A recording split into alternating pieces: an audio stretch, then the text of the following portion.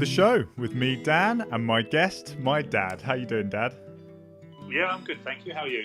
I'm good, thank you. I'm good. Thanks for... Well, first of all, before we start, I just want to say a huge thank you because I know you're very busy at the moment. And I know it's a lot for anyone to take out, 1 to 1.5 hours of their time to do this. So, yeah, I just want to start off with that, really. Thanks for taking the time. That's what lunch breaks are for. I wasn't going to say you were working, but fair enough. Cool. All right. Well, Also, because there's sort of busy times at the moment, I also want to say if there are any sort of there's a lot of stuff that I'd like to get through. If we don't have the time, that's fine. But if I do this is to my listeners, but also especially to you as well, Dad. If there's certain answers I push you on a little bit in terms of just trying to get clarification. I don't mean to be pushy or rushed or anything. It's just if there's certain things that I just want to clarify a bit more. Yep. No problem. Cool. Okay. Well, I'll just get stuck in if that's all right. So I mean, we've had a episode before. I think it was maybe the 5th or 6th podcast episode. So listeners, please check that out. It was a really good episode. We sort of covered your history and career in the police. How many years were you in the police again? 30. 30, yeah. So we sort of covered that, and we did a bit on party politics, and I think we ended on sort of leadership and your sort of leadership views and skills and tips, really. So I think this one's probably going to be a lot more political, moral, around the law. I think it'll be an interesting one and hopefully quite topical for people to engage with as well. So I guess I'll start.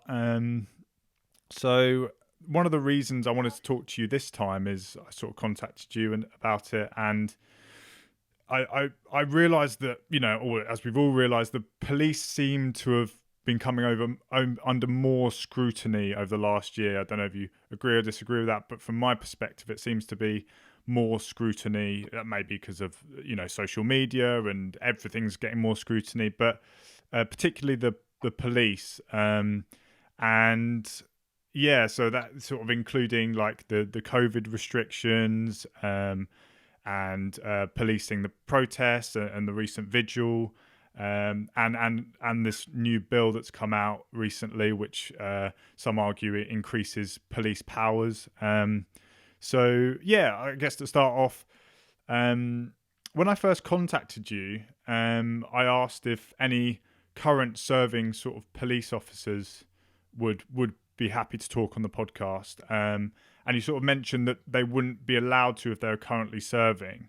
I was just sort of curious why is that? What are the laws and the rules around current serving police officers sort of talking publicly? There's no laws about it because obviously some police officers do. If there is a terrorist incident, the head of anti-terrorist will go and give an interview. There, likewise, Cressida Dick has been talking recently about the COVID protests or the anti-COVID protests and other protests. So, current serving police officers are generally covered by the same sort of restrictions that I am as an employee of my current employer, and that is most organisations have a situation where you don't talk to the press about the organisation. There are spokesmen specifically trained and specifically briefed to do interviews about certain subjects within most organisations. So that's basically it, is that they're not allowed to by the internal regulations, but it's not specific to policing. So, but I mean, for example, if someone works in, I don't know, a shop, like a big shop, let's say Amazon, for example, is there certain restrictions on police talking on a podcast like this that wouldn't be in place? I know I know you don't work at Amazon, so you don't know their policies, but are there certain special things for the police that they wouldn't be able to talk about, or certain restrictions they have? No, nothing more than any other organisation. As you know, I worked for England Cricket for 7 years. There was something specific in my contract which said I am not allowed to talk to the press about anything to do with the organisation. Mm. So it's usually a contractual thing, and that's built into. To be honest with you, most organisations do that. Okay, fair enough. Okay, I guess sort of around that sort of point, I guess what we might be going to in a bit more in this episode is around power within the police, and how it's used, how it's potentially abused, or so. In terms of whistleblowing, is that did you find when you were there that there were robust policies in place for whistleblowers? Is there sort of a culture that is I don't know if it's conducive to whistleblowing, but yeah, is that a generally accepted thing in the police? I would go beyond that. When I joined, I would say no. I would say it was actually particularly frowned upon. However, the police, particularly the Metropolitan Police, which I was a member of, and that's all I can talk about. And please also bear in mind the caveat that I left the police nearly 8 years ago. Sure. This is historic to a certain extent. Sure. When I joined the police, I think whistleblowing was not part of the culture at all. I would say that nowadays it is not only part of the culture, but actually it is positively encouraged. Right. To the extent that if let's say I made a sexist, racist comment as a police officer, and others heard it, first of all, they are required to challenge me. And if they don't, if it gets found out, obviously I would be disciplined, but they would be disciplined as well. Yeah. So it's actually built into the processes, procedures, and that has built into the culture that actually within the Met, challenge is more than accepted, it is expected. Okay. And do you think obviously that will be it's good that culture has changed over the time. I guess there is concern, maybe some other things we might go into, that when you were first in the police, if it wasn't as culturally acceptable, then there's still this underlying thing that might continue. Do you feel that while you were there the last few years, it was pretty much stamped out in terms of this any sort of stigma around whistleblowing? Or do you understand the concern that there would still be sort of an underlying feeling of that?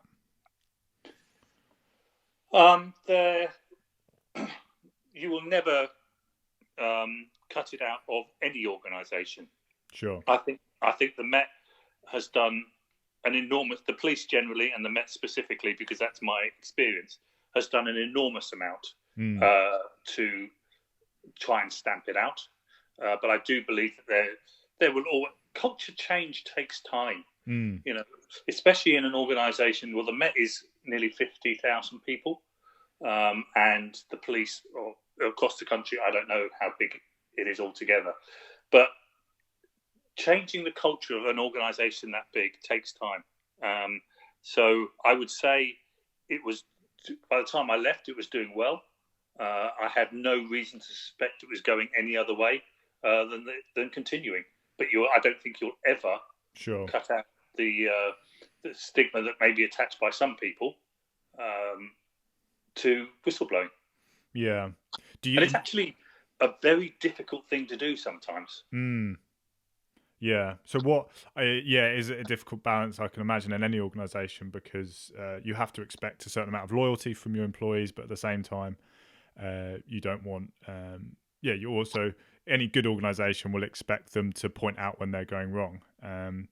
So, I mean, in your opinion, do you think it moved quickly enough? I think, obviously, with any organisation, there has to be a level of scrutiny, but with the police and any organisation in a position of power, um, these sort of questions, I think, potentially more important. So, in your opinion, do you think it was quick enough in the time you were there, or do you think there was a lot of dragging heels and there was a lot of resistance?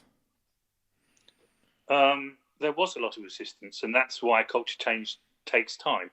I think it was the change was driven from the top. Like most organisations, the CEO or the chief person likes to see change, introduces change, and is often surprised at how long it takes. Mm. And that is often down to the underlying culture of the organisation. But where that drive has been continual, and it was in the police, it was relentless. So I think, was it quick enough?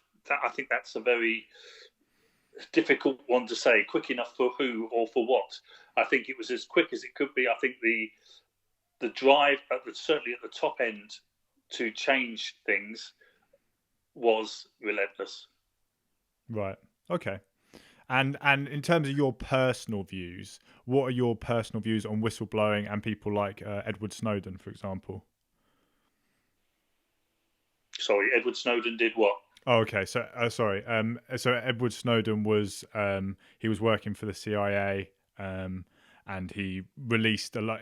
There was this whole thing in about 10 years ago or so, where he basically released that the NSA in America were spying on Americans. So Okay. I guess it doesn't. I guess it doesn't really matter to him. But generally, whistleblowers within the police or in these large organisations like the police or the government, what are your personal views on whistleblowers? My view is that if somebody is acting illegally, then absolutely it's the job of the police to blow the whistle. And I think it's the same in just about any organisation. It's where it becomes moral or ethical that the grey areas start to emerge. I think if it's illegal, there's no grey area as far as I can see. But when it becomes, do you think that's right? Then it becomes more difficult. It becomes a value judgment by that person.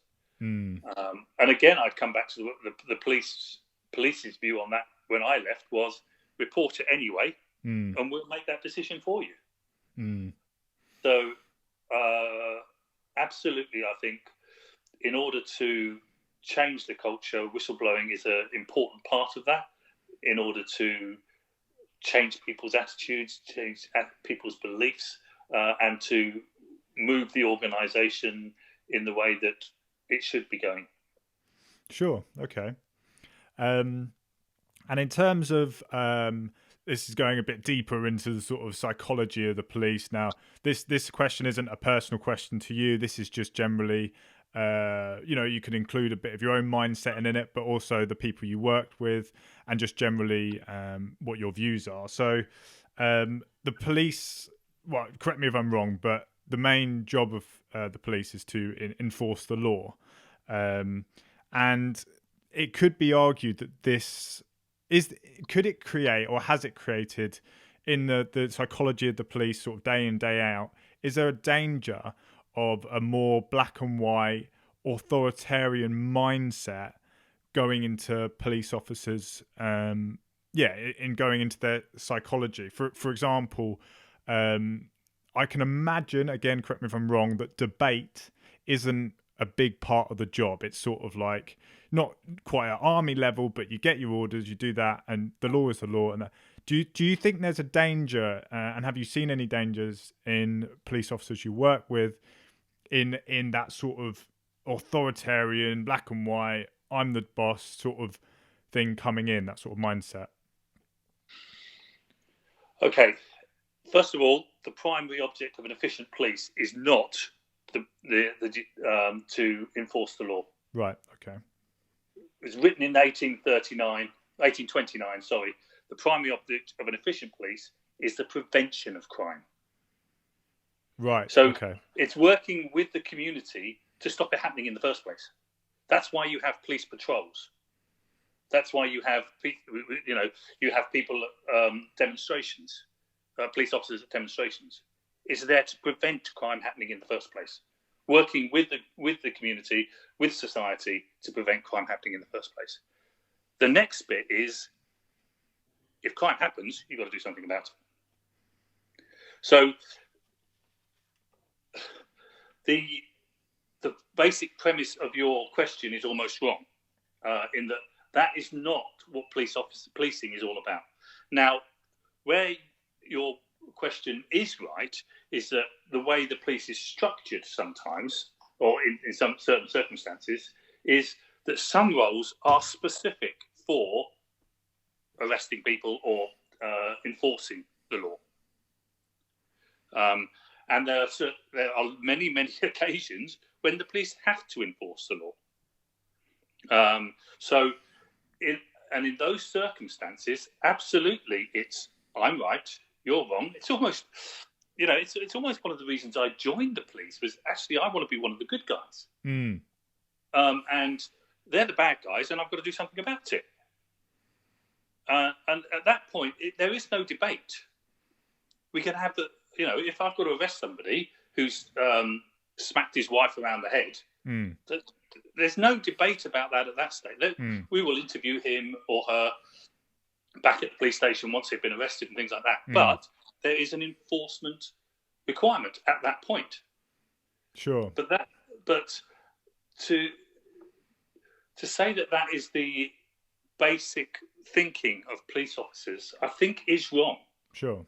I think there are times when that is an absolute requirement to be able to do your job properly, to take that authoritarian, no debate, you're just doing as I'm told. And even, if I was running a firearms incident and I took over that firearms incident as the inspector in charge of that incident, I'm not going to be debating with my sergeants what the tactics are. No. I'm going to be saying, close off that road, do this, do that. We can talk about it afterwards. And we almost certainly would. We'd have a debrief.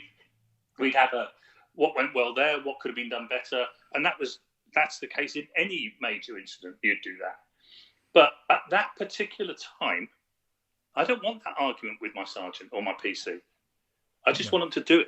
No, and I think any sort of sensible thinking person would agree that that's what they need to be. There's certain jobs that need to do certain things. You can't have a journalistic mindset or sort of debating mindset in many scenarios within the police. And I don't think that should be expected. I guess, like you said yourself, there is an aspect of the police that is enforcing the law, and the main thing is sort of protecting. What did you say? Protecting the preventing crime happening in the first place, in whatever aspect that is. Yeah. Sure. But have you seen? Obviously, you don't have to give specific examples, but unless you're comfortable to. But do you think there is a danger within the police because they have this power? Because you have to, like you say, you have to have this black and white mindset and this authoritarian mindset as part of the job. Do you think there is a danger, and have you seen a danger in people easily tipping over into that mindset too much and taking on that mindset too far? Of course there's that danger, and of course that does happen, and that's where supervision and whistleblowing comes in, so that's, of course there's that danger, in the same way that there's a danger that you get a manager or leader who has power over somebody, a CEO who becomes a bully, because power can do that to people. And that's where you need the strong supervision, you need the oversight, you need independent oversight sometimes to be able to deal with that appropriately. Sometimes that means talking to somebody who's just taken a step too far. Sometimes it means dismissing somebody who's gone far too far. But there's always that danger, and I think that's obvious, and I think that's obvious to all people in the police as well. Well, yeah, I guess most people. There's always, like you said, there's always going to be some people that bad eggs in any organisation. Yeah. So you sort of rattled through them briefly, actually. But what do you find are the most effective ways to prevent a police officer, either consciously or unconsciously, going too far in that sort of power hungry authoritarian mindset? What within the Met, I guess, what do you think are the most effective ways to avoid getting to a situation like that? Good, strong leadership and supervision. Right. And by leadership, I mean, like Dwight Eisenhower said, you don't. Leadership isn't hitting somebody over the head. That's assault, not leadership.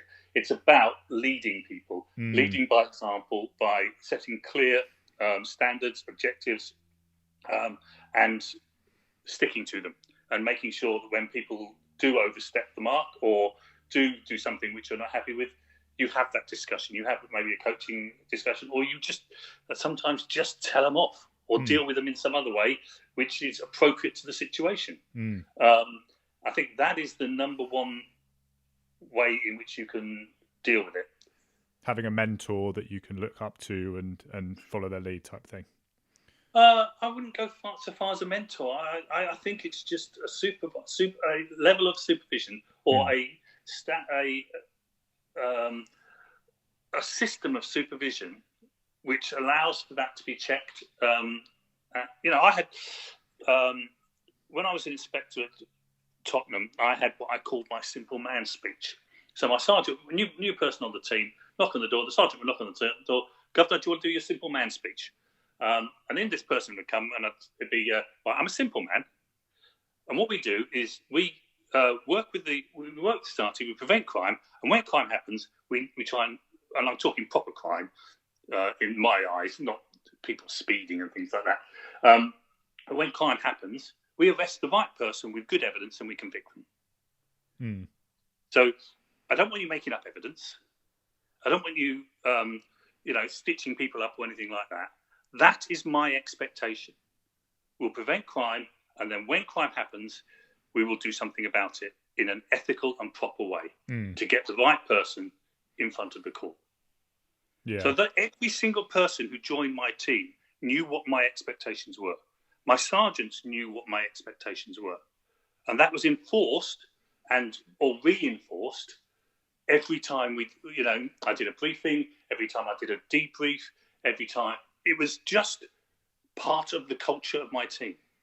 And what were some of the main problems with, again, you won't have to say specific people or scenarios, but what were when you were leading and supervising a team, what were the main problems you found in terms of not like admin or, but in terms of the uptake of a good culture and the behaviour of the police?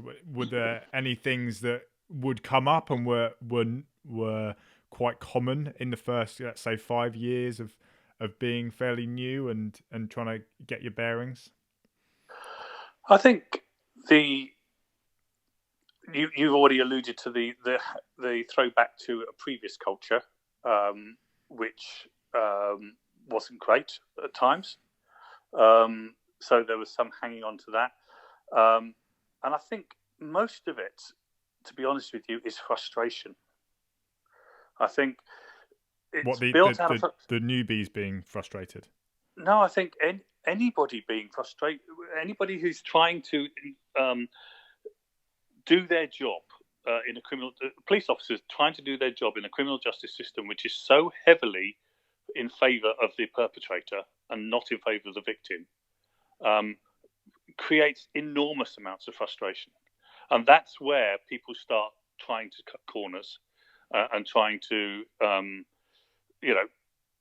do things maybe a little bit because in their eyes, maybe they just see that they know that person's done it and they're getting away with it. because of the system. So that's that. I would say that was the biggest issue which you had to overcome, is actually getting people to realise that you can only do your job. If the system means that a load of perpetrators go free, that's the system. We can't work outside that system, because then we become worse than the system. So is that sort of frustration with politics then? The politics of it? It is slightly political. It is political, but it's the criminal justice system, which is so heavy. For me, it was so heavily and is so heavily in favour of getting the accused person off than actually finding out the truth of what happened, and so anti the victim and so pro the alleged person. Oh, that's interesting. So, in what way do you mean then? So let's take something simple. A shoplifter. Let's take somebody who's been a shoplifter. Okay, the police officer goes down, arrests them, and they bring them back to the police station to be interviewed. Before that person is interviewed, that person and their solicitor, who they're entitled to, and quite rightly so, is allowed to see all the evidence that's against them. Right. Before they're even interviewed. So that means that the person or the solicitor, if the solicitor is not as ethical as maybe they could be, can look at all the evidence that's there and say, now there's a hole there, there's a hole there, there's a hole there. So we can now make up a story which fits this evidence, but which can get you off in law. And that's just one thing. That's called disclosure. So the prosecution have to disclose absolutely everything before you're even allowed to interview generally. So that allows the people to make up stories. There was the person who wrote the books and the television things for Rumpole of the Bailey, which is an old program you'll never remember because you're far too young. But he was a barrister, and he was interviewed once and was asked, "Why do you never prosecute? Why do you only defend?" And he said, "Because prosecution, you have to stick to the facts."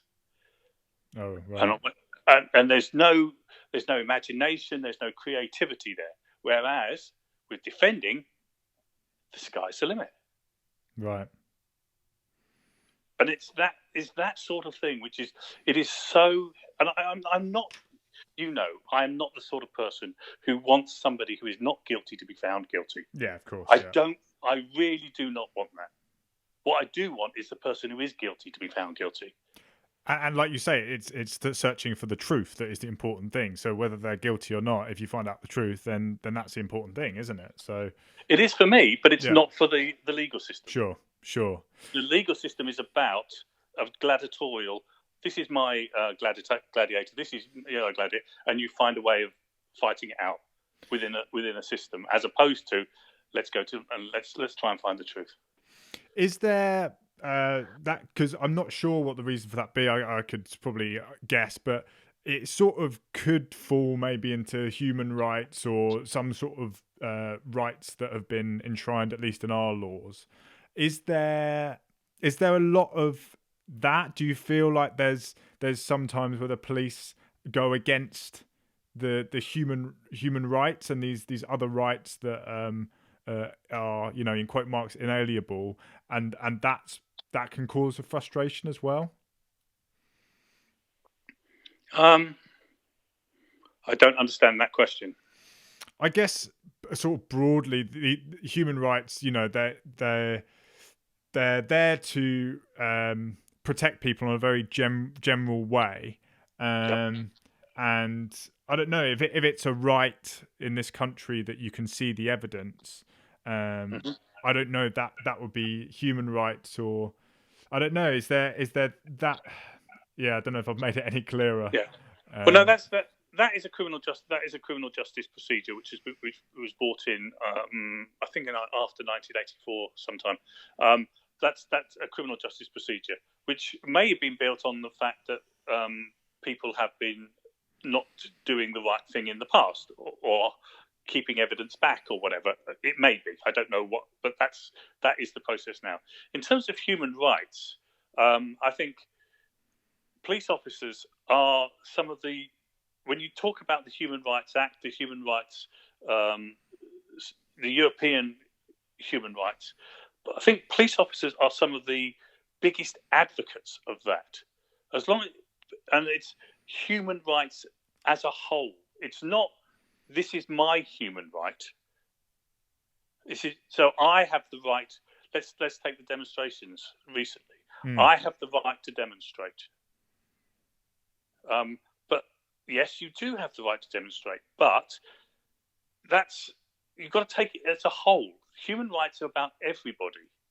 And, if your right to demonstrate is likely to cause me to catch COVID or somebody else, or it goes against COVID laws or whatever, then that human right is superseded. And this is written into both European law and British law.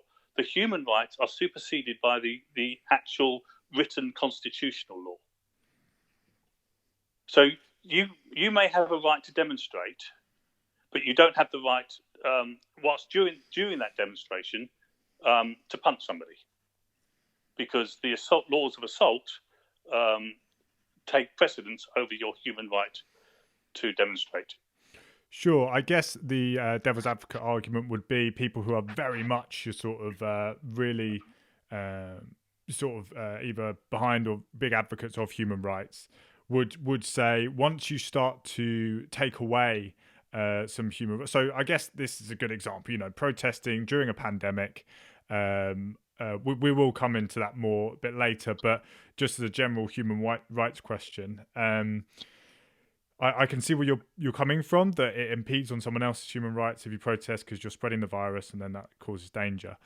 But then let's take another example. Let's say the government said all free speech about the pandemic, this podcast, for example, and any other media outlet cannot talk about the pandemic other than what the government say. Now, from a policing and government point of view, what you said, you could say, well, it's good for the public just to hear the scientific view, the government's view, and that's going to keep everyone in line. And if people hear these toxic, anti-vaxxers and all these other things that could be labelled as toxic, then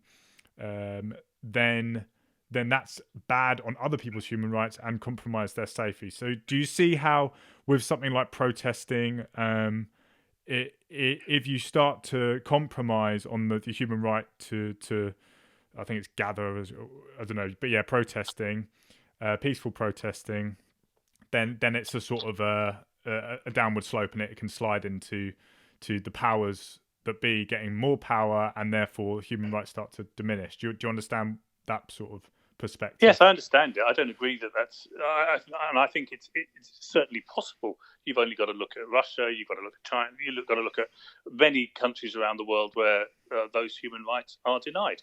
I don't think that's the case here. But do you think it could be the case if these things were to slide more and more? I guess it could be, but let's be realistic about this. It could be if we were in a system where in Putin's Russia, where they had that absolute power, and it was effectively you've got no power to get. There's no way of getting rid of him. We live in a democratically elected system, which is checked and balanced every 5 years. And realistically, is the government saying, or does any? I do not believe. I can't talk for anybody else. I do not believe that this government is saying you cannot protest because of COVID in order to get more and more power, in order to then shut the press up, to shut up people doing things like this podcast.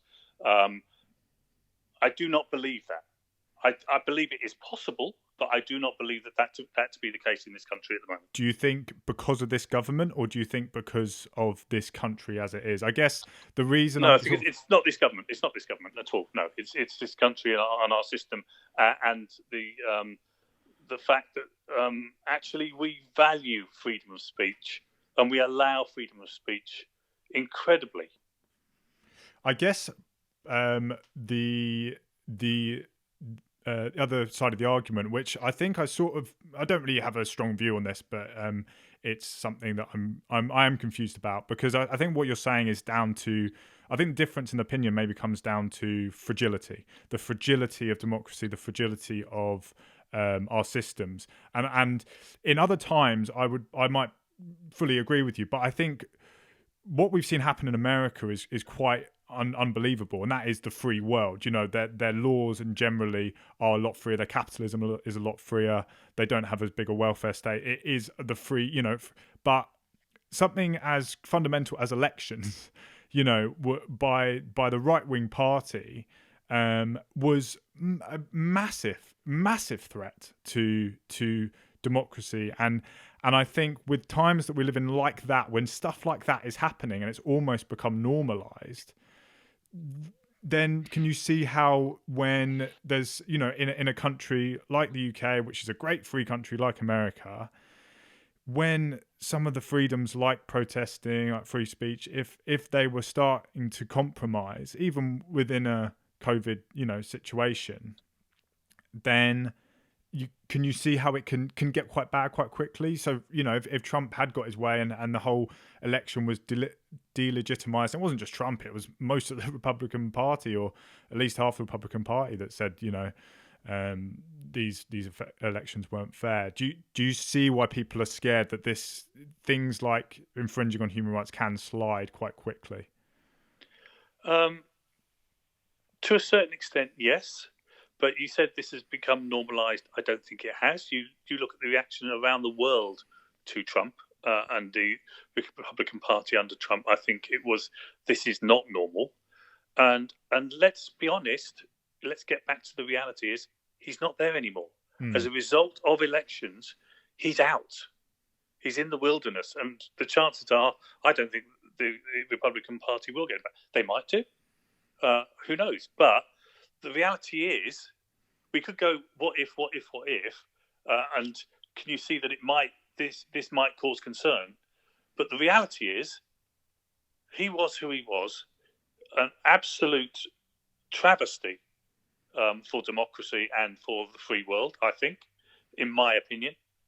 But he's gone because America has seen that, a democracy has seen that, and voted him out. Sure, but I mean, it wasn't very big difference. You know, Biden had the most votes in history, and Trump had the second most votes in history in the same election. So it was close, and I think, I mean, this is my personal view. I think it's good to have a certain amount of fear that these things can crumble. And you know, I don't want to get too much into the views on Boris Johnson, but there are some views that Boris Johnson isn't a trustworthy person, and he is. I'm not, you know, comparing him to Trump. He's nowhere near. He's not Trump in any way. But there were concerning things about his honesty and his sort of populist messages. Not so much now. I'm sort of talking, you know, sort of the Brexit times.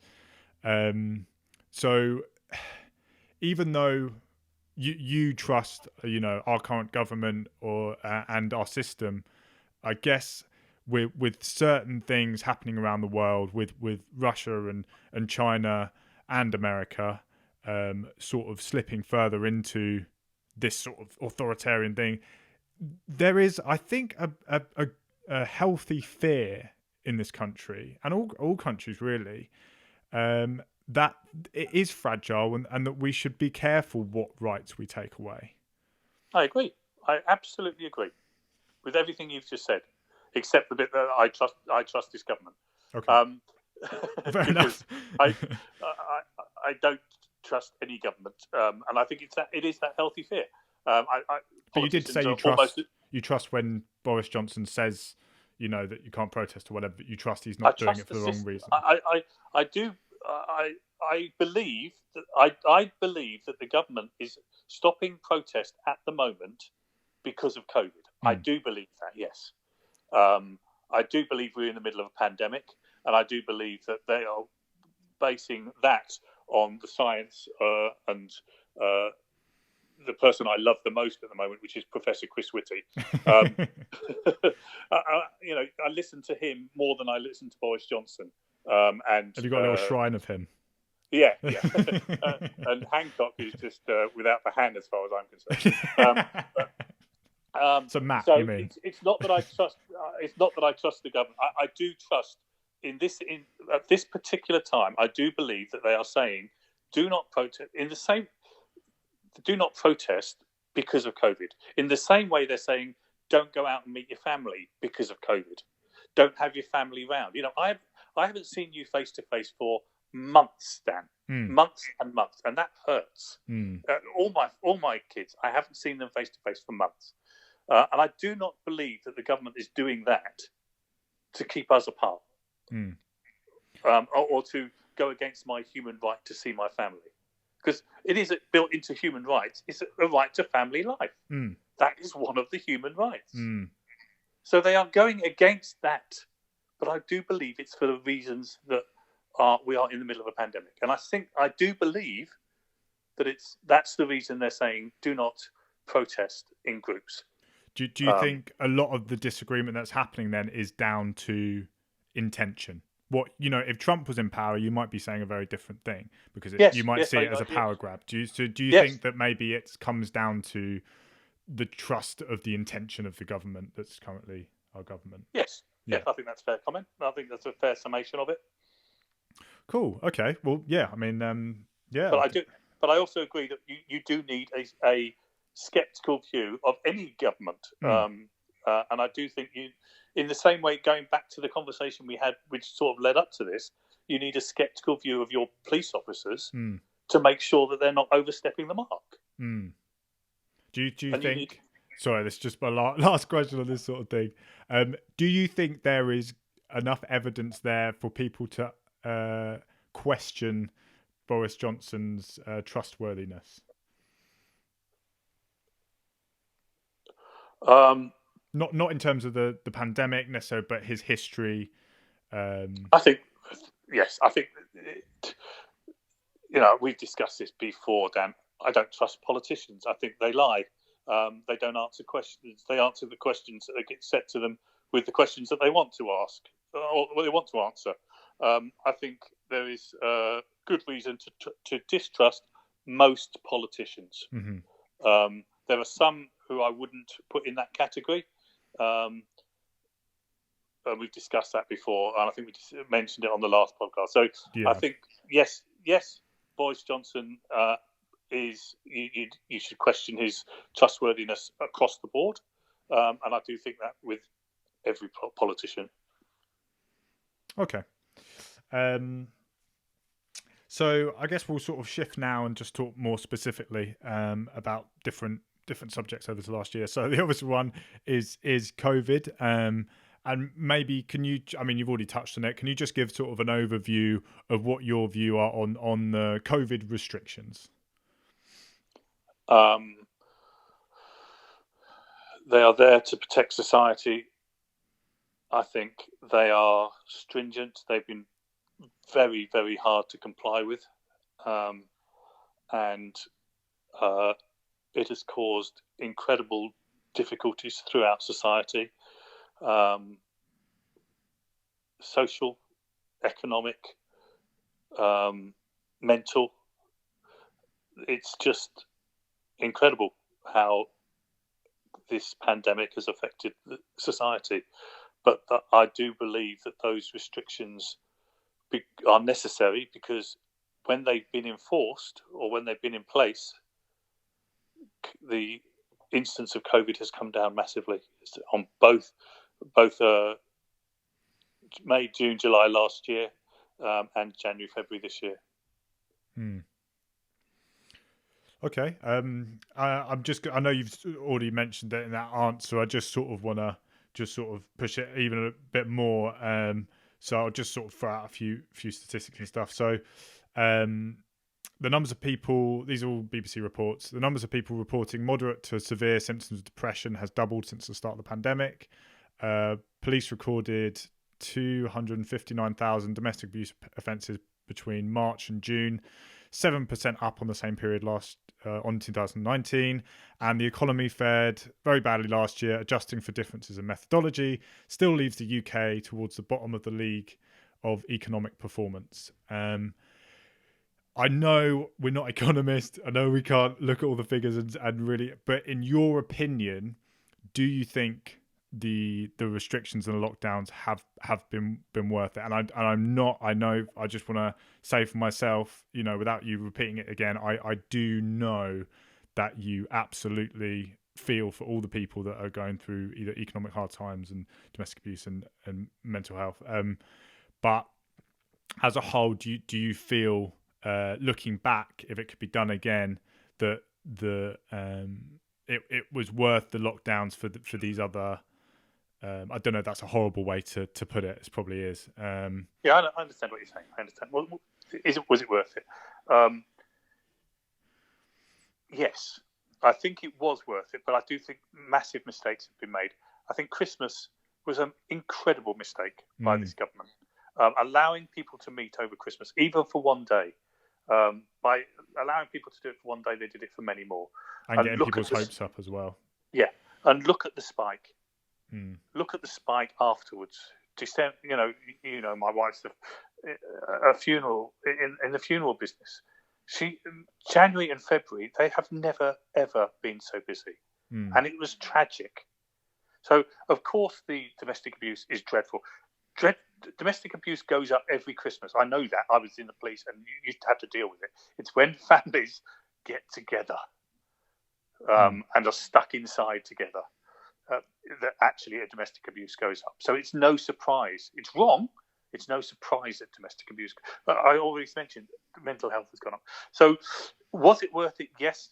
I do not think we should be in the position that we are now. I think the government has made massive mistakes in coming out of lockdown too early and causing the spike that we've just had. And I think we should have got to the point where we were much, much more secure before opening up. I think that was the biggest error for me. Are there any? We opened up too quickly. Sure. Are there any policies specifically, like areas or other countries that are comparable in terms of what you would want to see if it was to happen all over again from last year? Go back in time type thing. I don't know. I'm not well enough versed in the politics and the rules in other countries. You see some countries. I do see Australia. I look at Australia and I think the moment they get one, the whole city is closed down. So that sort of, but they are going fundamentally against the human rights of everybody. If we're going back to that argument, they are really, really stringent about it, and imposing incredibly stringent restrictions. I think Melbourne was the longest restriction in the world. Yeah, so I think, but as a result, how many cases have they got? So I think it is worth doing the restrictions. I think if it had been done in the right way, that would be better. It would, if it had been, if it had been more stringent, and we hadn't opened up so quickly and so far, and when further cases happened, we dealt with it more stringently. I think that would have put us in a much better position now than we currently are. Do you think there was a problem with the messaging? I know that we've sort of talked about this throughout the last year, like, where the government have failed, where, when we've had little disagreements, we've also agreed, probably mostly agreed. I sort of see, I don't know if you agree, but do you think there was a problem with the messaging? So, for example, I remember when they changed their stay at home to like stay alert. So it was that sort of thing. There was also this up and down sort of like you're sort of in, you're sort of out, that you can do these very... It seemed like by September people didn't really know what the rules were. They'd have to look it up like 10 times in a week to actually figure out for sure. So do you? Whereas in March and April, I felt like it was really clear. It was like da da da da da, and it's really simple. And also with Dominic Cummings and going off on the trip to Durham, what are your sort of views on the messaging? Do you think that was an aspect that was, or were you happy with how the messaging was? No, I agree with you. I think the messages were each time that they issued messages and regulations, because you know that I've been very strict, or we have been very strict around complying with the rules. And whether that's my police background or just scared of getting COVID, I don't know. But we have been very, so each time they've come out, we have read them very carefully and stuck to them very carefully. But I think you are right that I think whether people were confused or because they haven't read them or haven't read them in depth, or people were looking for ways around it because people didn't like the fact that they were locked down. Sure. I think by changing the messaging, I think you're right, that it either caused confusion or caused loopholes which people tried to exploit in order to do the things that they wanted to do, and that caused problems. Yes. Do you, because you have been much, you've been sticking to the rules and you've been sticking to the guidance, do you feel there are individual scenarios where the rules can be broken, should be broken? And this is more of a moral question as opposed to a law. Do you think there are, or do you think it's something that everyone should have just been sticking to the letter?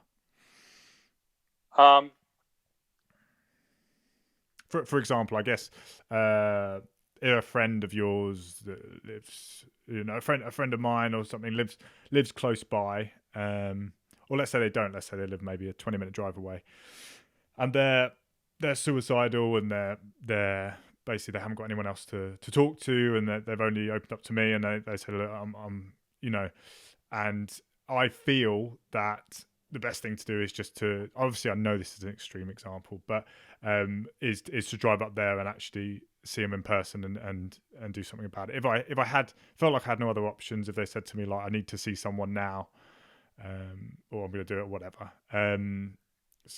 What do you think there are individual scenarios where we have to take our own judgment?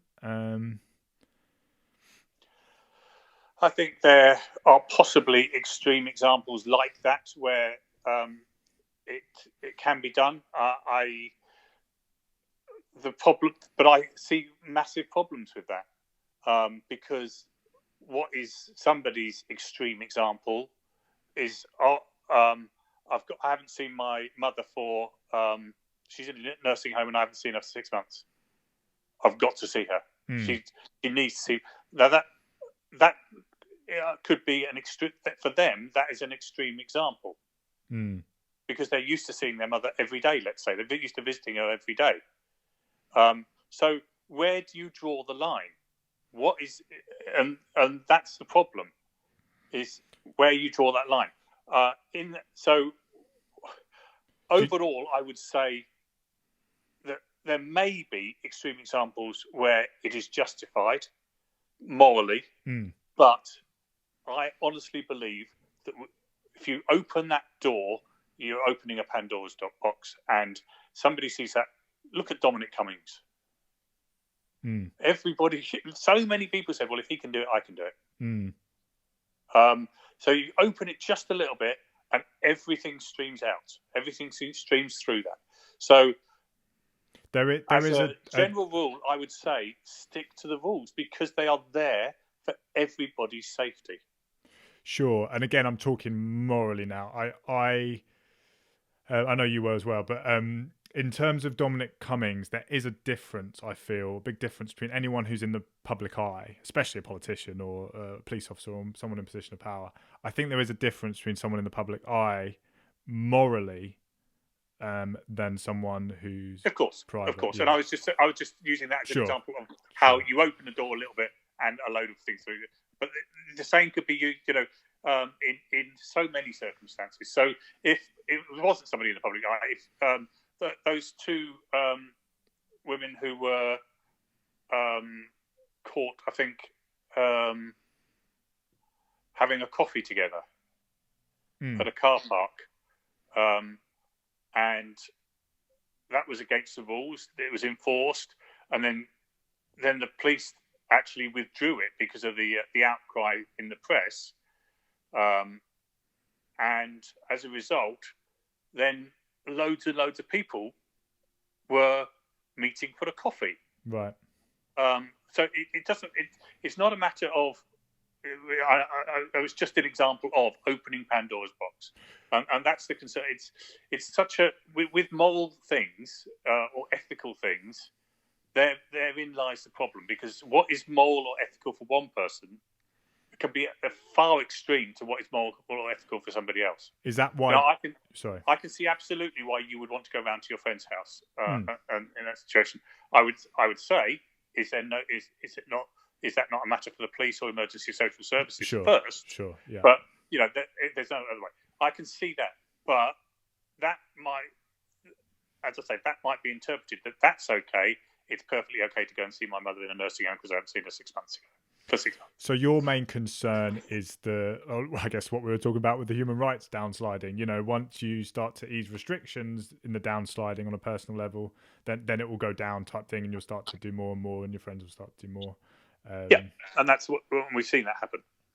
Do you think that's why? Do you think maybe you that's why you maybe resort to the law, because it's maybe simpler? You don't have to get into sort of the moral vagueness. It's easier just to stick to the law, and do you think that's part of the reason that you've stuck to it so strictly, because it is I guess easier, in a sense of moral and mental deliberation? Do you think that's part of the reason? I think it is easier, but it is easier to interpret. I don't think it's easier to do. No. Because, like I say, I've not seen any of my family face to face for months and months and months. Yeah. So I think September was the last time I saw any of my family face to face. So it is easier to do. It is easier to interpret. It's not so easy to do. Sure. Yeah. And how have you? And sorry, one other thing I think on that, and that is, I actually do think it's ethically right to comply with the rules as well, because of the effect on other people. There is that, there is a massive ethical part of it for me, that this is a pandemic, a deadly pandemic, and you are, by breaking the rules, for whatever reason, you are putting other people at risk. Yeah, I guess it always comes into it though, doesn't it? Like when there's a law, there's the morals that people have, and when there's morals, there's usually a law that's trying to be advocated for. And everyone's, even though the law is what it is, and it is black and white, the morals will always be variant across people. This is more of a absolutely. You just got to take theft. Theft is wrong. It's morally wrong, and so they've made a law against it. But is it morally wrong for the person who's going to die of starvation to steal an apple from a greengrocer's? So yeah, I accept that. And this is more of a personal question. How have you coped with the moral side of seeing other people, either that and let's just say obviously I know you won't mention anyone, but how have you coped morally with that? Seeing someone, maybe go really far with breaking restrictions, and then also sort of the smaller breaks as well. How have you coped this last year? Having your sort of strong morals that you do, and how have you sort of dealt with that? I've got annoyed. Yeah. On many, many occasions. Not only people I know, but also, the stuff that you see in the news. It's just incredibly annoying. That's the only way I can deal with it, is Do you get annoyed by it. have you tried to keep it to yourself, or have you let people know, or Well, Suzanne and I talk about it all the time, but mm, that's as far as it goes, really. yeah, At the end of the day, people who know me know my views on it, and if you were to start telling me about, let's say we were in a conversation and you would start telling me about how you're going to break the rules tomorrow, I'd just say, I've had enough of this conversation. Thanks, Dan. Let's move on to something else. right, okay. So you sort of you let people know what you think of that without actually sort of telling them, type thing. The reason I ask Yeah. is because I think people who are trying to stick to the rules and have a strong moral view on it. I guess it's been a learning curve for all of us to think, how do I deal with this? On one extreme, it's sort of shouting that person's face, going, no, you shouldn't be doing this, da da da da. And then the other extreme is just keeping it all to yourself and not saying anything. So yeah, that's why I'm sort of curious how you sort of dealt with it. Yeah, I think the shouting doesn't work, because then it just turns into an argument of them justifying their behaviour, and the keeping quiet is not really in my nature. So I'm more to the keeping quiet side. Most of these people are adults who can make their own decisions, but I just think it's wrong, and I think you're putting people in danger. So I'll say, right, I don't want to talk about. I'm not willing to talk about that, and I think people will know the reasons why. Okay. So sort of still on the same sort of lines of COVID, but sort of going to a slightly different subject. So you've mentioned a few times over this last year that you've had some criticism towards the way journalism has been conducted, I'll put it like that, by certain journalists. What is your criticism of what you've seen of journalism over the last year?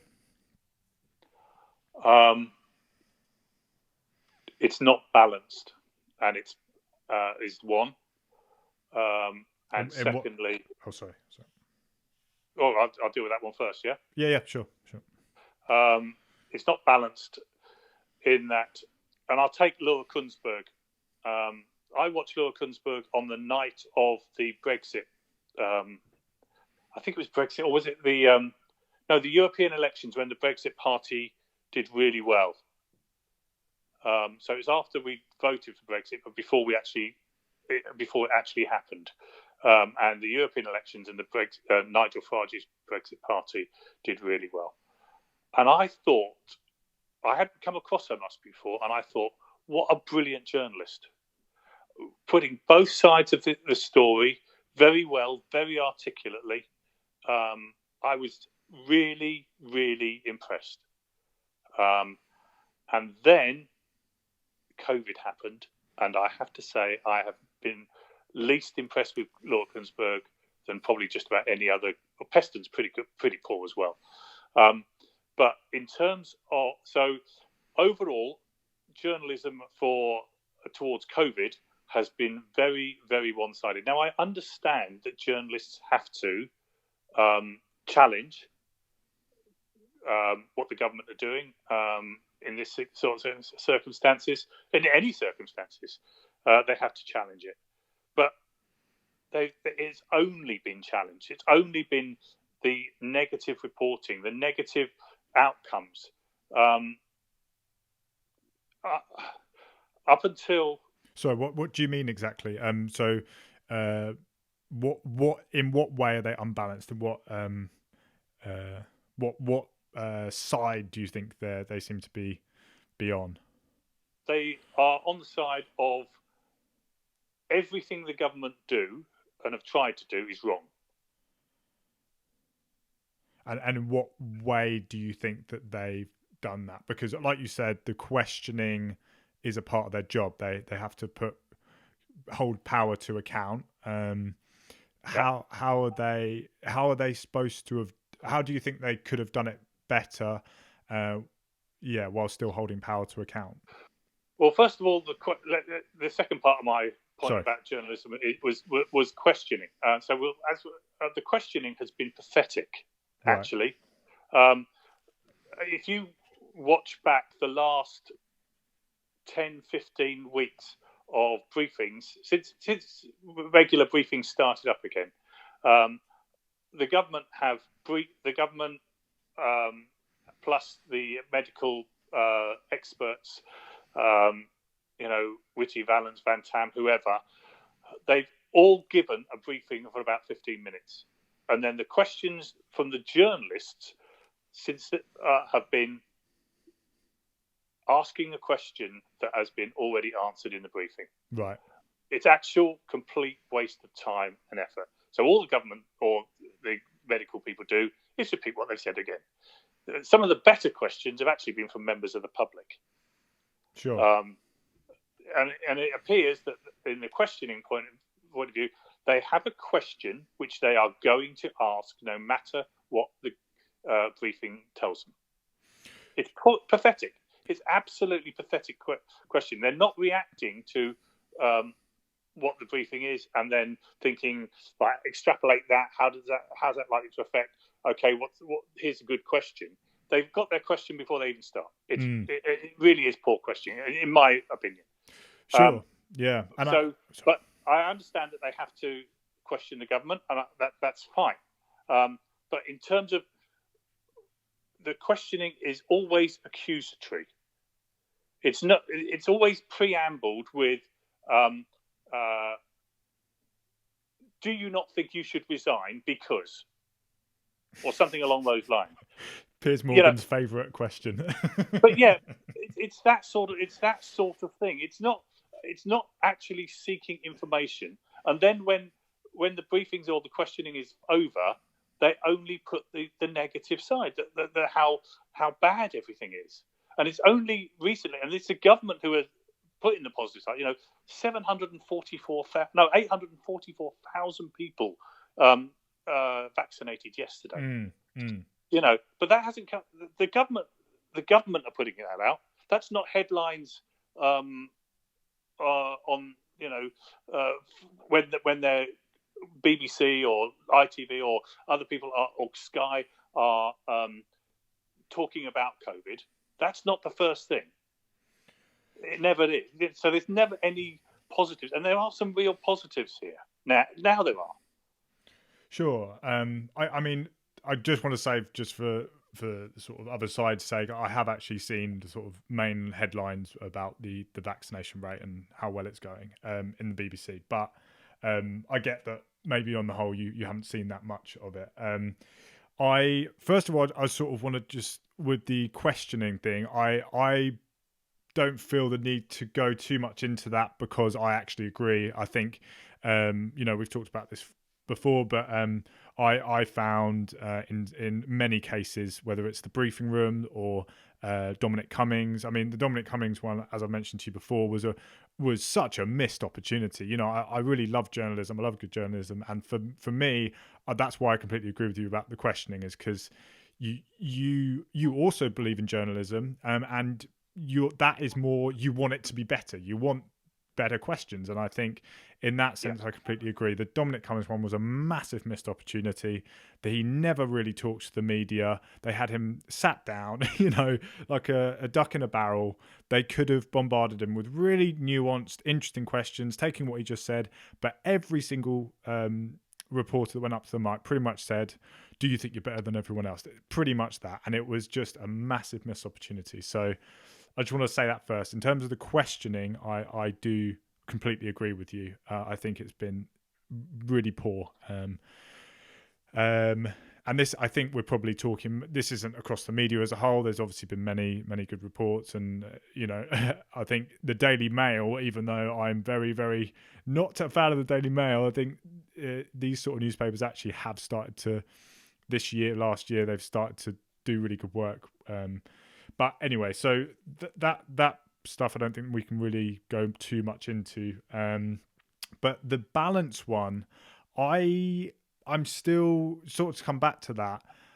I don't. What would you want to see? Because for me, like, when it's a pandemic, the government, they have to hold the them to account, and they have to put negative stuff to them. They have to. It's part of questioning. You know, we're both a fan of Andrew Neil, and he does a thing where he puts, you know, a bit of information, or he slams them with a very difficult question. So I'm still struggling to see what about the balance of it, what you wanted to see, how you wanted them to be held to account.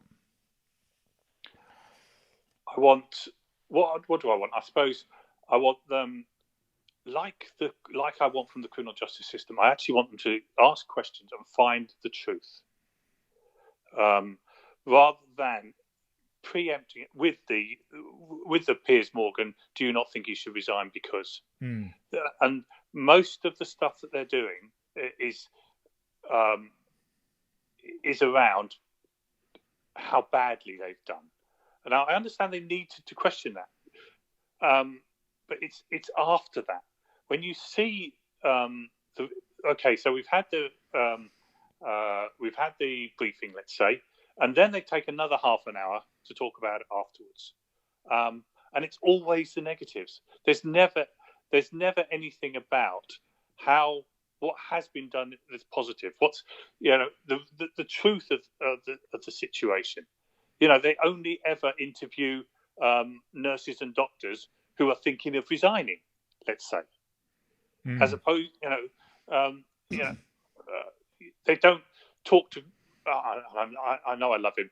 They don't talk to Chris Whitty about the fact that on Christmas Day he was in a ward, helping out, doing ward at normal doctoring stuff. He's the chief scientific officer or chief medical officer, and he's just doing doctoring, because he thinks it's the right thing to do. So those sort of things where they only talk to people who are going to give a negative view.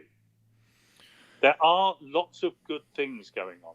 The only positive they go is, our wonderful NHS. Yeah, we all know that, but where's the people from the NHS who are saying, what good things have happened? Sure. I guess it is difficult, this one, because it depends on what you've seen, what you've read. I personally don't, and I'm happy to sort of delve into this, but I personally don't think that's been the case. There obviously has been cases where the BBC have been biased, and they will always be in some way. But I think part of the reason I don't think it has been very anti-government messages, because I've seen a hell of a lot of people attacking the BBC for being the exact opposite, for being sort of like the spokespeople for the government, just going along with this lockdown thing, that it's sort of not challenging them enough. So for example, I mean, Peter Hitchens, who I know you really don't like, and I disagree with him on 99% of what he says, but he very much has been one of the most outspoken people. Lawrence Fox as well. Again, these aren't people I disagree with largely. I haven't seen them on the BBC. I haven't seen them being able to put their anti-lockdown stuff forward. So I can see when the other side, when there's sort of, you saying that they are too anti what the government are doing, and then the other side is saying they're too pro what the government are doing, it sort of makes me think, well, they're probably somewhere in between. Yeah, I don't know what you think of that, but I think it's probably there's no accounting for that. It's obviously different perspectives, and we all have different perspectives. But that you asked my opinion, and that's my opinion. Is that there hasn't been balanced enough. I don't think there has been enough of the good stuff that has been done. And I do think the quality of the questions, and you agree with me on this, has been just dreadful. Yeah. Okay. So in summation, you'd like to see. Well, I guess we're mainly talking about the BBC, but so the BBC putting more positive stories out there about the progress we've made and the good things that the government have done. Yeah, I think it's more about the progress we've made and things that have been done, not necessarily governmental. societal as well. Again, I sorry to just putting another view out there. And I don't expect it to be a back and forth because it is, like you say, it's just different views. But I think that's just a problem in the media. To be honest, that's just sort of the way that police have to have a black and white mindset. Media have to jump on the big news stories. There's a great book I'd recommend anyone read by Steven Pinker called Enlightenment Now. It's not a Buddhist book. It sounds like a really airy fairy new age, but it's about progress over time. And part of the problem he gets asked, and in the book, sort of, why don't people realize how far we've come in terms of violence going down, gay rights, women's rights, children, all these things. We've made such amazing progress. And one of the reasons that we don't see it is because the media don't care, about we've moved up a tiny percentage point in 3 years. It's not a big news story. So I just on the progress point, I think that's just a problem media wide. They need good or bad. They need stories that are front page and can be like, this is happening now type thing. So yeah, I wouldn't necessarily say that's a problem with the BBC. I would say that specific on reporting progress can be difficult in general across the media. Yeah, I agree. I think it doesn't sell. It doesn't sell, does it? And that's what, at the end of the day, most of them are looking for the next headline. They're not looking for the truth. It's like the legal system is looking to get somebody off, to get somebody convicted or to get somebody off, as opposed to looking for the truth. It's just, that's the way of the world. Sure. Okay. Well, we've got a bit more time. You happy to go on to something else? Yeah. Cool. Okay. Well, I thought we'd maybe go into protests and demonstrations. Just before we get into this, I think if we can just be on the same page that I'm referring to peaceful protests. I'm not talking about people that are violent, are clearly don't care about the lockdown, sort of safe social distancing. If we can just be on the same page that when we're talking about protesters, we're talking about the people who are peaceful protesters, care about the cause and want to let their voices heard. Is that fair enough to start on a ground of?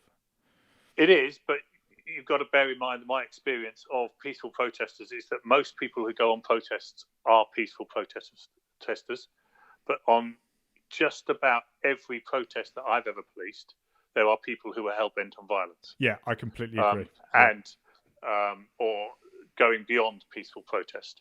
And that's where things start to go wrong. I'm quite happy to talk about peaceful protesters, but with that caveat that actually within most groups of peaceful protesters will be a small number, sure, as there are in any group of society, who are willing to go way beyond. Sure. Okay. Well, as long as we can make that distinction when we're talking, it's like people talk about the police and like, oh, the police kneel on people's necks. Like, well, no, it's if we're going to have a conversation about the police, we've got to assume that most police are good police officers. So, so with that in mind, what are some of your thoughts about the protests that have happened over lockdown? We can start with an example, or I don't know if you just want to start with your general view on protests over this last year. If they're contrary to COVID restrictions, they shouldn't be taking place. Okay. So, for example, I guess the two main ones that stick in my mind, the first, I think, it definitely was a protest, and it was worldwide, was the Black Lives Matter protests. And the second one is, the wording is difficult, but I think the majority of the organisers, it was a vigil. So it was a vigil for Sarah Everard. Sort of on that point of it shouldn't be happening, I guess this is where we're going to get into the moral stuff. So do you feel like there's no cause that is worth voicing in a protest form out on the streets? Obviously, we're not talking about virtual protests, that is worth breaking the restrictions to do? No. Right. Okay. And And why? the basis for that is because what are you hoping to achieve? I've policed thousands and thousands of protests in my life, and seen many, many more on the television. All generally for very good reasons, very good causes. Mm.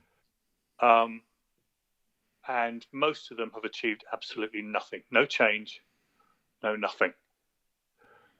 Even, the Countryside March, which had 1 million people walking around London, 1 million people, achieved nothing.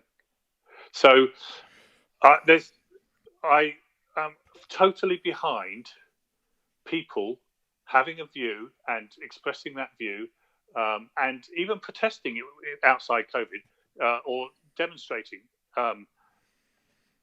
if that's what they want to do. I don't think it'll achieve much, to be honest with you, in my experience.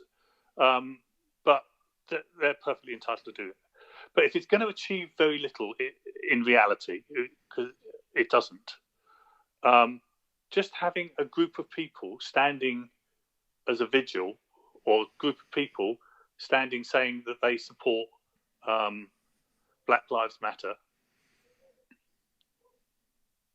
doesn't, and by doing so, putting many, many thousands of people at risk of COVID.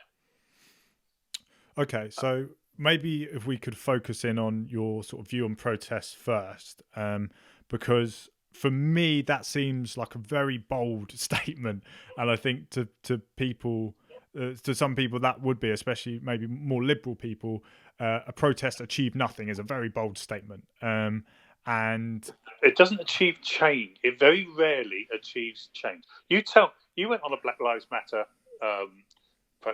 demonstration. What difference did that make? So, I mean, I didn't follow, I like to follow like data and stuff. I didn't follow exactly what that demonstration would have done. I would say if we're talking about the general Black Lives Matter protest, I think part of the problem here is the definition of achievement. So, achieving all of what they wanted, all of what any protests want. Yes, I agree with you, because all of the demands they want, that I don't know of anything in history. Maybe if the demands were very simple, not simple, but if they were like Gandhi with independence, I don't know how the many other demands, but generally with demands like we need to do this, and this, I agree that you can't really go into a protest thinking every single demand is going to actually happen. But I completely disagree with saying that achieves nothing, because for many, if not the majority, I would say the majority of ethnic minorities in this country have experienced some level of racism in their country, in their life. And I know people in ethnic minority who have never even spoken about it, who have said to me, yeah, actually that's happened to me quite a lot, and I've been surprised.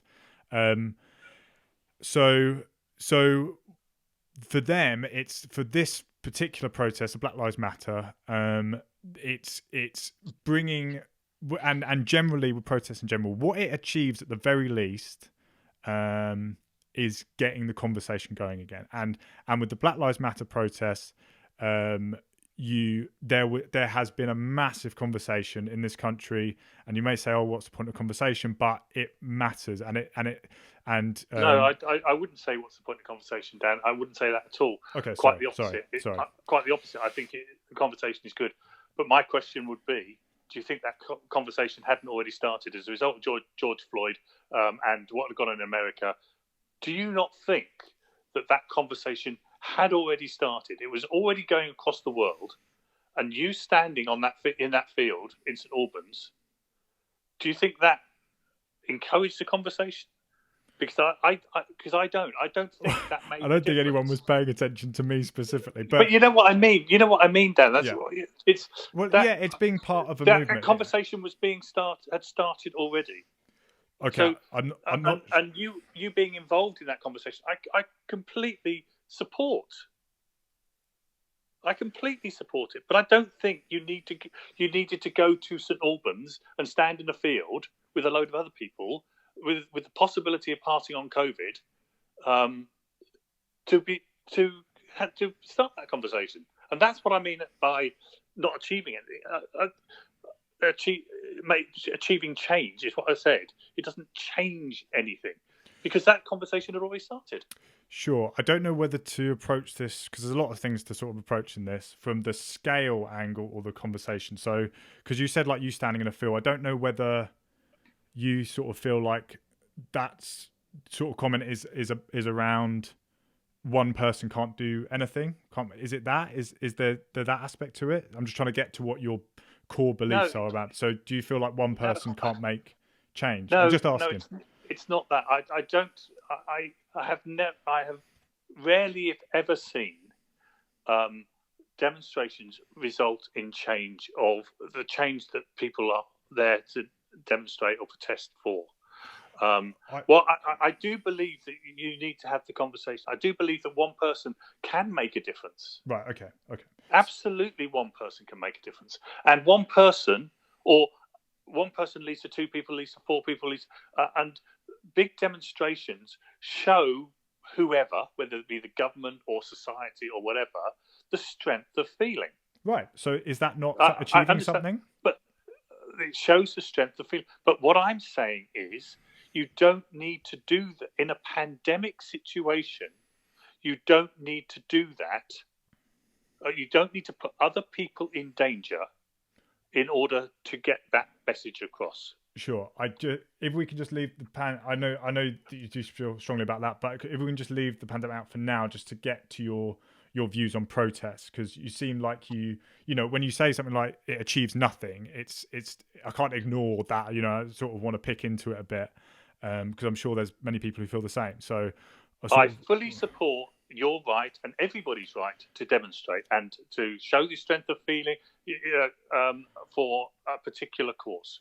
I will again say that there is, with every demonstration, there is rent a mob who come along.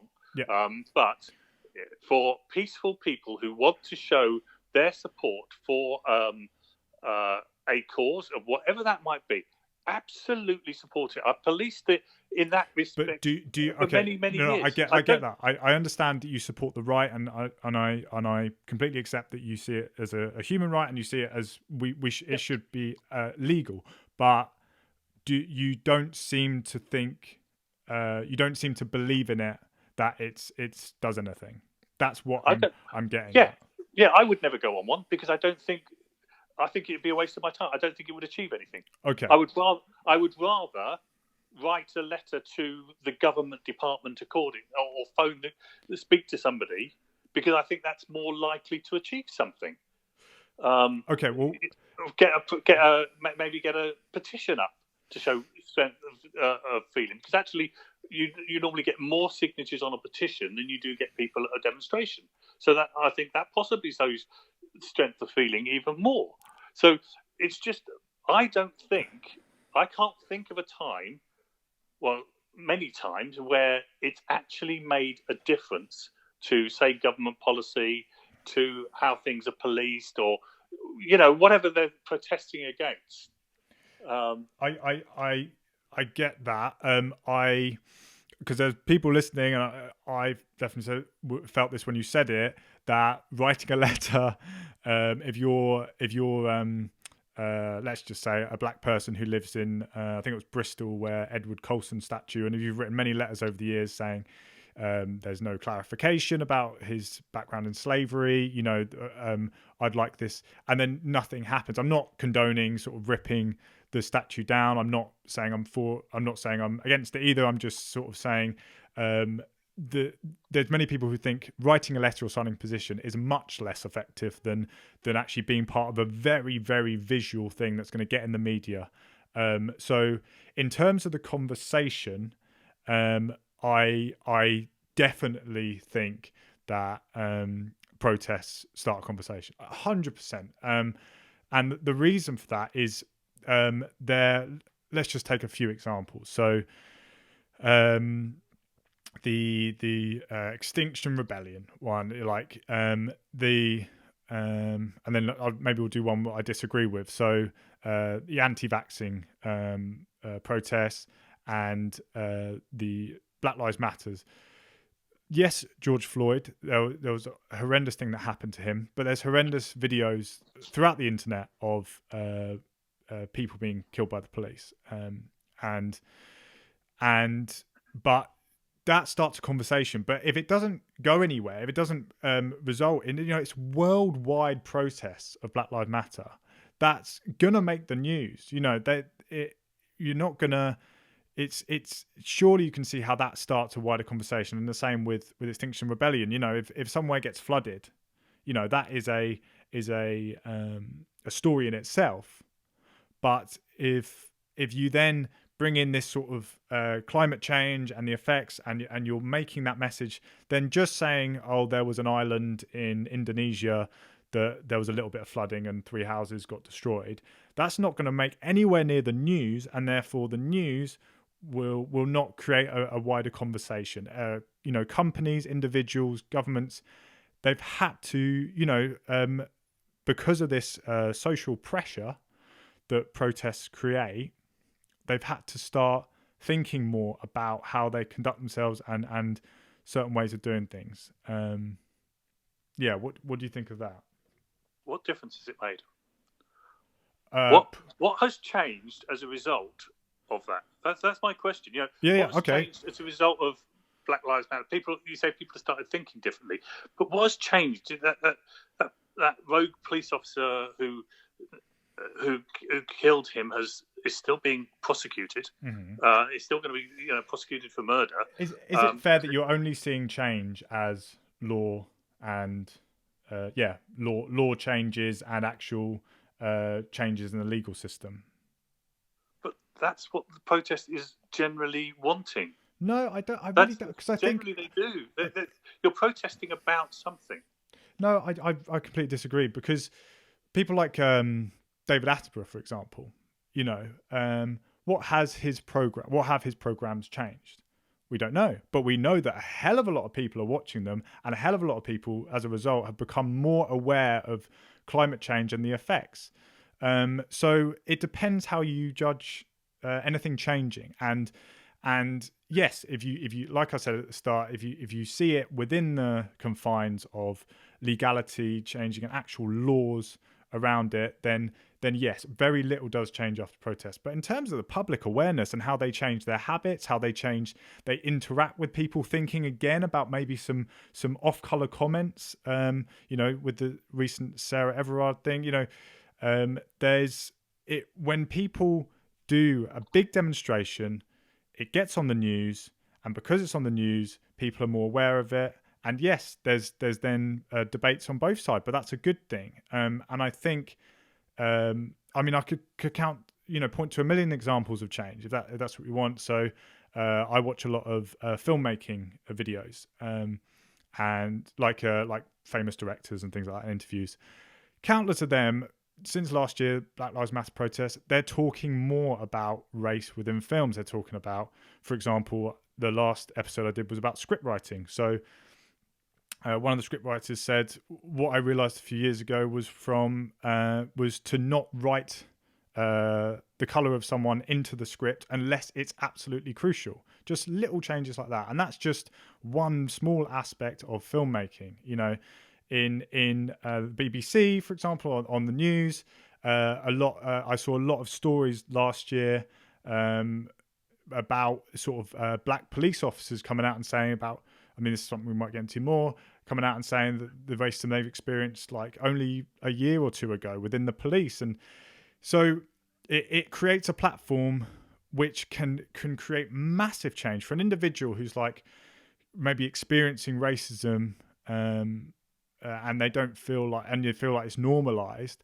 When everyone's suddenly talking about it, and it's more people in your organization going, oh, how do we become more inclusive? You might be able to say, well, actually, blah, blah, blah, blah, blah. So I get maybe you could define it as soft results, or I don't know. Yeah, it's less quantifiable, I'm sure a smart enough economist could quantify it, but it is change, and I think that that's why I take issue with it, that that it's achieved nothing, because it hasn't had sweeping changes in our legal system doesn't mean that nothing's changed.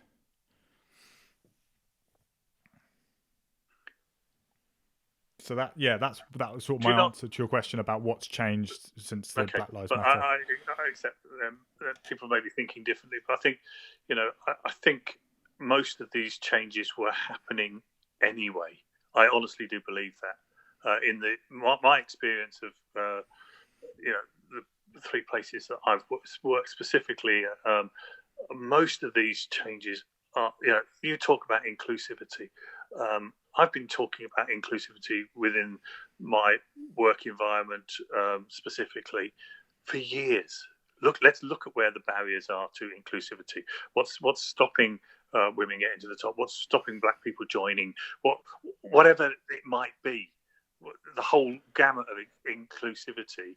And that's my point. I think a lot of these things. It of course it starts a conversation, and I don't see the change that it requires.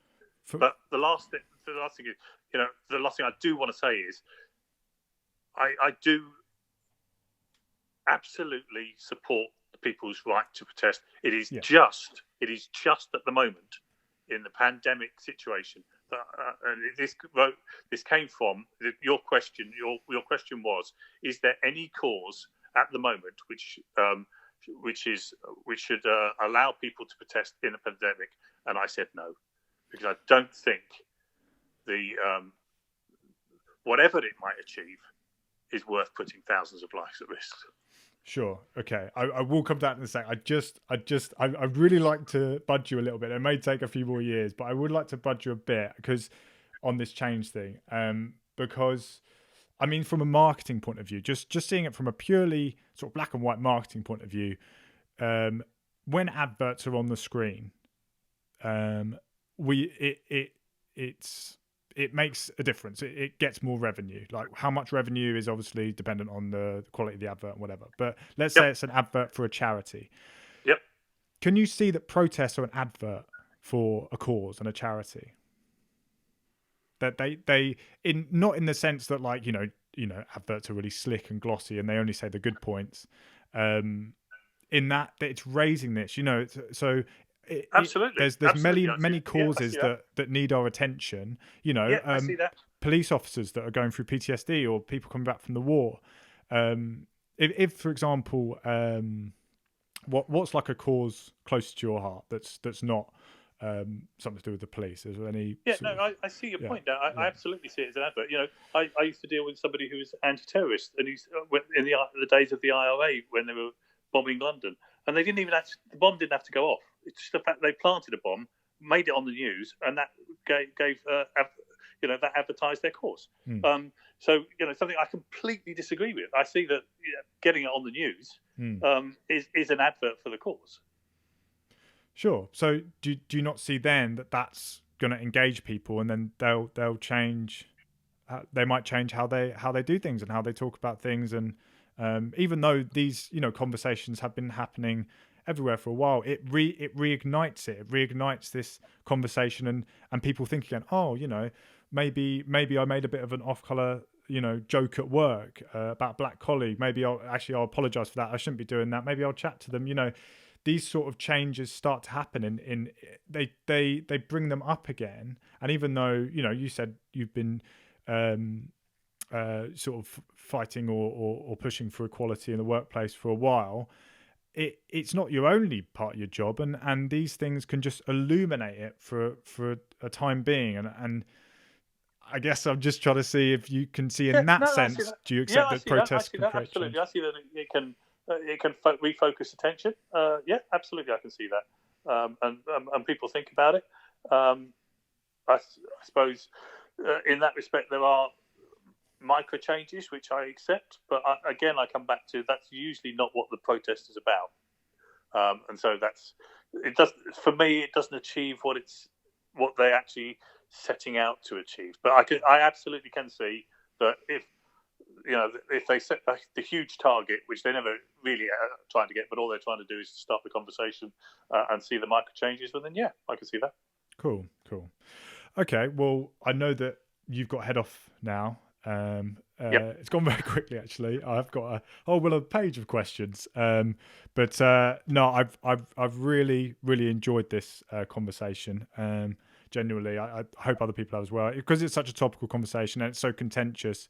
I'm also really glad that we were able to have it and sort of understand each other's views and come to places of agreement and stuff. I think that's really important at the moment, especially.